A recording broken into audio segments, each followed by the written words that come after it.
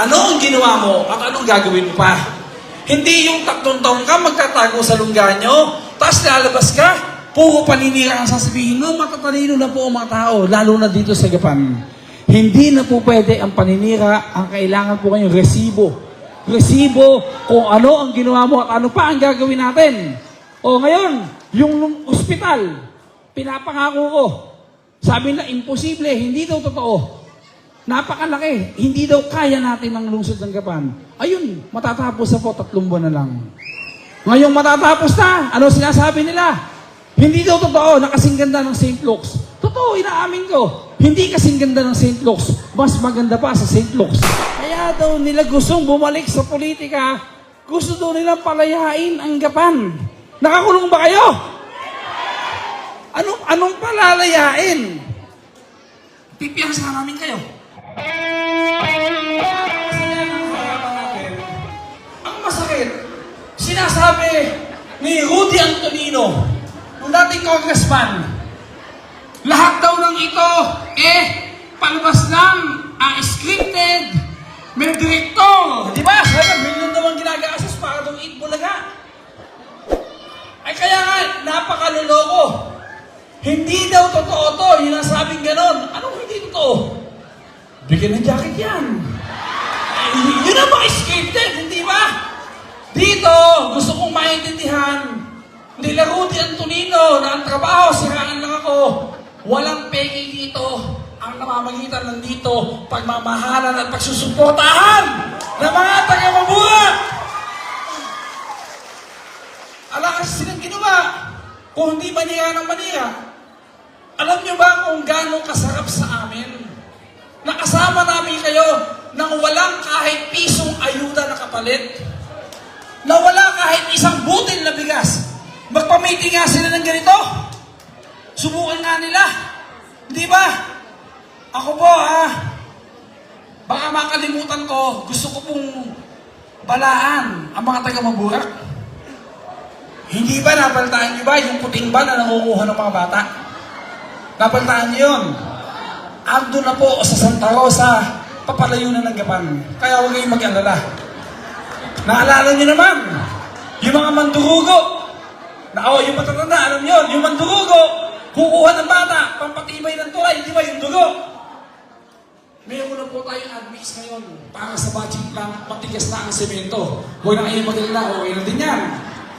May isa tayong problema. Binabaraan ko kayo. May mga nag-house-house ngayon. Kahapon nasa Balante. Nag-house to house. Yung kabilang grupo, hindi po kinamayan. Nung hindi kinamayan, inaway. Binalikan pa yata nung gabi, buti lang nakapagtago yung hindi kumamay. Kaya, kaninang umaga, nasa Santa Cruz naman. Balante, Santa Cruz, naku, papunta na dito sa Maburak. Ayan na. Ito payo ko sa inyo. Ang payo ko po sa inyo, kapag nakita nyo, kamayan nyo na agad ng walang away. Kamayan nyo na agad. Pero kung hindi pa kayo nakikita, pumasok kayo ng bahay nyo, ilak nyo, pinto nyo, para ligtas kayo. Di ba?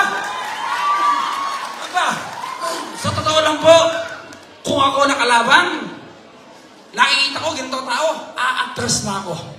Sa katotohanan lang po, aatras na ako. Tingnan nyo nga dito sa Barangay Maburak.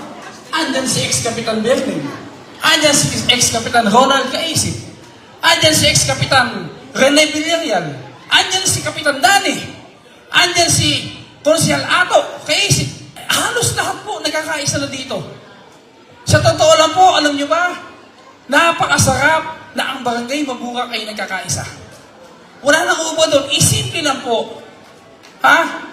Huwag nyo nang isipin kung sino ang naglalaban. Huwag nyo nang isipin ang kalaban ni Joy, yung nanay, ang kalaban ni Max, yung kuya, ang kalaban ko naman, si Doktora. Huwag nyo nang isipin yun. Isipin nyo na lang po yung kapakanan ng mga tao sa ating lungsod. Isipin nyo na lang po yung magandang nangyayari sa ating bayan. Isipin nyo lang yung mga pinaghirapan natin upang makilala tayo at umasenso ng ganito. Kapag inisip nyo yun, 0 po ang bottom na sa Maburak. Straight, Team BP po tayo. Hindi po ba? Yun ang totoo nun eh. pag-aralan ninyo, yung pera na hawak-hawak nila, nung pamilya na yan, kaparehong-pareho lang po ng perang hinahawakan ngayon ni Mayor Joy. Same amount of money. Walang pinagkaiba. Ang tanong ko, naramdaman ba natin ang pera natin na yan? Wala tayong naramdaman. Ngayon ba naman na maayos at maganda na ang ating buhay? Tsaka sila babalik at ang sasabihin pa nung nanay, kaya daw nila gustong bumalik sa politika, gusto daw nilang palayain ang Gapan. Nakakulong ba kayo? Anong palalayain? Pipiyasa namin kayo. Anong palalayain? Ito tayo ngayon, masaya tayo, nananakot daw kami. Nananakot daw kami, alam niyo ba? Sinasabi pa nila pag nasa ibang bayan, layang si Congressman Eming Pascual, huwag kayong maniwala, hindi mabait yan. Sa Gapan, pag yan nalalasing, nananampal yan. Hindi na daw kasi sa bas ng sinampal ko. Saksi po kayong lahat na ako hindi sanay uminom ng alak. Hindi ako uminom ng alak. Hindi pa ako humitit ng kahit isang stick na sigarilyo. Hindi din po ako nagsusugal. Ano ba ang pakilala ko sa inyo? Noong 2016. Subukan nyo. Eming Pascual, puro serbisyo. Walang bisyo. Hindi din po ako ng babae kahit minsan sa buong buhay ko. Oh! Pati nyo nga. Aba, sa totoo lang po, kahit sa isip, hindi po ako nagkasala sa aking asawa. Kahit minsan, kahit minsan po ako nakatingin sa isang magandang babae. Maputing hita, natitigan ko, tumawag agad ako. Sabi ko, sweetheart, patawagin mo ako. Bakit? Kasi nakatingin ako sa magandang babae. Tama?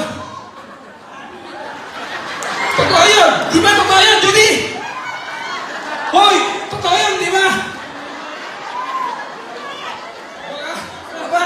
Hindi ako kamukha. Hindi ako katulad. Hindi ko masalita ka.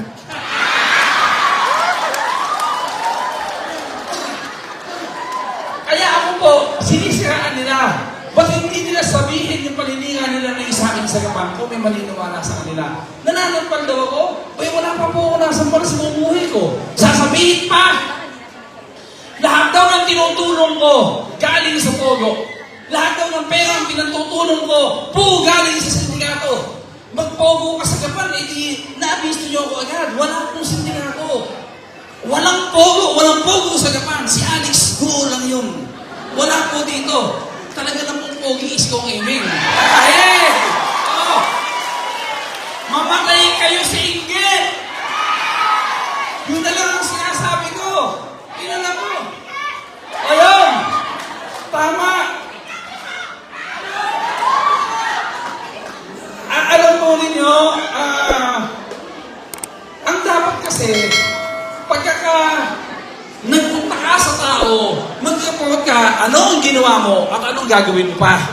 Hindi yung 3 taon ka magtatago sa lungga nyo, tapos lalabas ka, puro paninira ang sasabihin mo, matatalino na po ang mga tao, lalo na dito sa Gapan. Hindi na po pwede ang paninira, ang kailangan po kayong resibo. Resibo kung ano ang ginawa mo at ano pa ang gagawin natin. O ngayon, yung ospital, pinapangako ko, sabi na, imposible, hindi daw totoo. Napakalaki, hindi daw kaya natin ang lungsod ng Gapan. Ayun, matatapos na po, 3 buwan na lang. Ngayong matatapos na, ano sinasabi nila? Hindi daw totoo na kasing ganda ng St. Luke's. Totoo, inaamin ko. Hindi kasing ganda ng St. Luke's. Mas maganda pa sa St. Luke's. Tingnan nyo nga, tingnan nyo nga, yan, dyan papasok.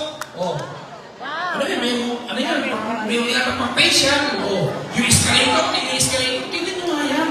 Pag-aari ng lungsod ng Gapan. Masakit na lang yung ulo nga. Ayun ako! Yung kate mo. Ano ba ang problema natin? Ang problema natin, 2. Pag nagkasakit ka, pang-deposito. Mangungutang tayo, pagsasanla. Pag mayaman ka, mag-withdraw ka.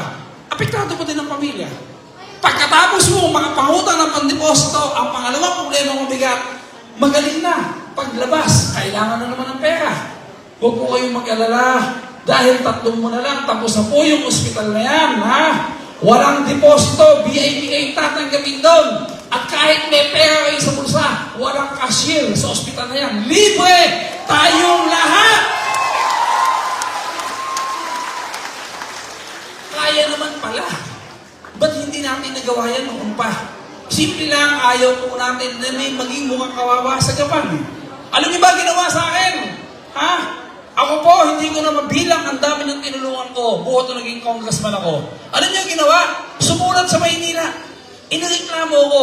Bakit daw mag-e-eleksyon na, kampanyahan na, tuloy-tuloy pa din ang pagtulong mo sa mga may sakit?